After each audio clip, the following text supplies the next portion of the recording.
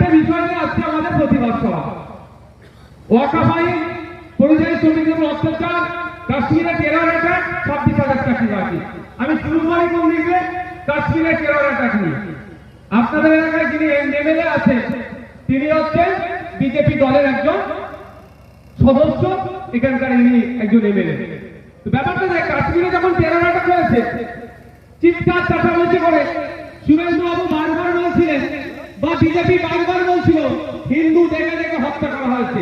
একদম সত্য কথা এটা, এটার মধ্যে কোনো মিথ্যা নাই, সত্য কথা যে হিন্দু দেখে দেখে বেছে বেছে হত্যা করা হয়েছে, এটা একদম সত্য কথা। কিন্তু এটা ভারতবর্ষের ইতিহাসে এই প্রথম উনি এসে হিন্দু হওয়ার জন্য তাকে খুন করলো।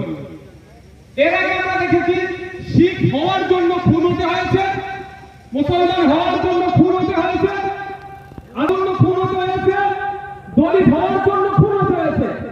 কিন্তু একটু একটু এই গেটের এর বাইরে যাও, পিছনে লোক অস্থির হচ্ছে, যারা দায়িত্বশীল আছে তারাও বাইরে যাও। জানতো তোমরা বেশি করে ফেলছো, বুকে বেশি লাগে।